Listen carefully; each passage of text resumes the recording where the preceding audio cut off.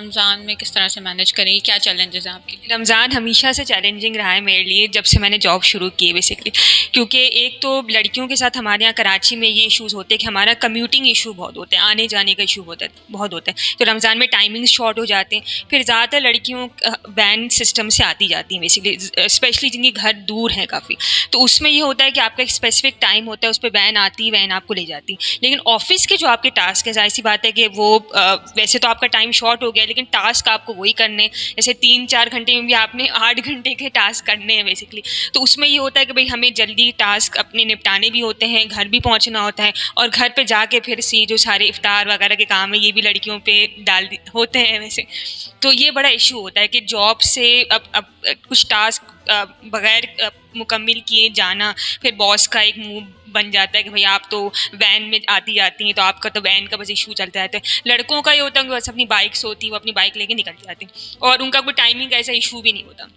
तो ये मेरे साथ हमेशा रहा है कि हमेशा टास्क की कंप्लीशन में रमज़ान के दिनों में प्रॉब्लम रही है कि आना जाना। फिर ये कि घर पे एक थोड़ा सा स्ट्रेसफुल भी होता है कि चले वो तो फिर भी एक शाम के वक्त आप थोड़ा रिलैक्स होकर अपना काम करते हैं, बट और ये इश्यूज़ हैं हमेशा से। रमज़ान में आपको क्या चैलेंजेस फेस करने पड़ते हैं? As a non Muslim challenges काफ़ी होते हैं कि फॉर इंस्टेंस अगर आप काम पे जाएं तो आपको मेजॉरिटी जो लोग होते हैं वहाँ पे ऑब्वियसली मुस्लिम्स होते हैं, तो आपको as being a non Muslim तो आप ऑब्वियसली मार्जिनलाइज फील करते हैं कि ऑफ कोर्स आप वहाँ पे उनकी वैल्यूज़ को रिस्पेक्ट करना चाहते हैं। जब लोग फास्ट करें तो ऑब्वियसली अब मुझे भी ऐसा करना पड़ता है कि मैं पानी ना पीऊँ, खाना ना खाऊँ, जस्ट आउट ऑफ रिस्पेक्ट। तो वो वाला सीन होता है कि एहतराम और इज़्ज़त का वो रखते हुए, तो ये चैलेंज होता है।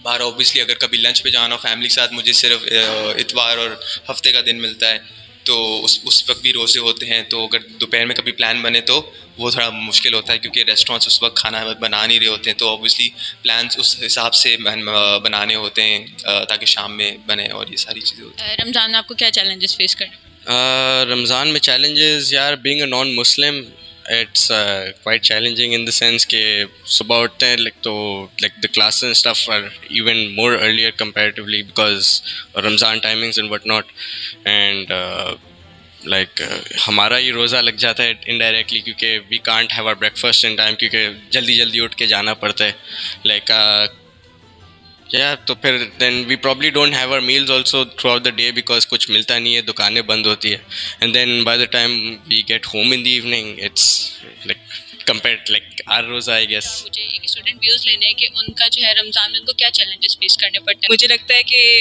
एज अ स्टूडेंट रमज़ान में आई स्पेसिफिकली मैं बहुत ज़्यादा चैलेंजेस फेस करती हूँ। इट्स बिकॉज क्योंकि रमज़ान में क्लासेस सुबह सुबह होती हैं लाइक 7 to 8 के दरमियान, तो आप घर से निकलो, आप क्लासेस अटेंड करो, आपने रोज़ा रखा हुआ है, पहले ही वो टफ़ है, और एक क्लास नहीं होती, ज़्यादा क्लासेस होती हैं, उस पर फिर टाइम लग जाता है। एंड मेरे घर में तो ये होता है कि मैं एक गाड़ी लाइक पूरे फैमिली इस्तेमाल करती है, तो टाइम टेबल होती है कि मेरी तरफ गाड़ी कब पहुंचेगी, और वो यूजुअली लेट होता है।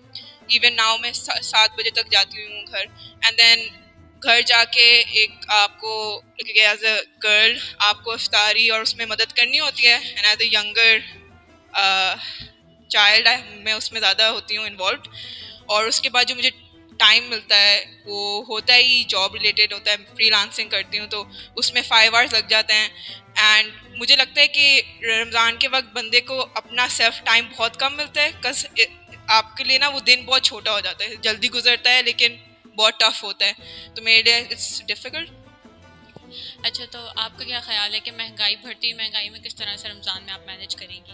ये तो हम देखते हैं कि हर साल जब भी रमज़ान आता है महंगाई ऐसी बढ़ती है कि मतलब उसका कोई समझ ना सर मालूम ना पैर मालूम। ख़ास तौर पे जो रमज़ान के रनिंग आइटम्स होते हैं जैसे फ्रूट चाट वगैरह, उसके इतनी कीमतें हाई हो जाती हैं कि जो आम आदमी है बहुत मुश्किल हो जाता है केटर करने का।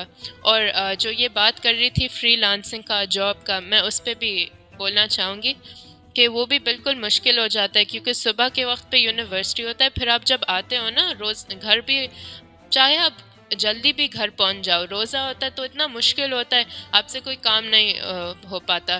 फिर जाके 8-9 बजे आराम से आप काम करते हो, फिर सो जाते हो, और वही इसकी बात कि आपको अपने लिए इतना वक्त नहीं मिलता क्योंकि पूरा टाइम टेबल उलट हो जाता है।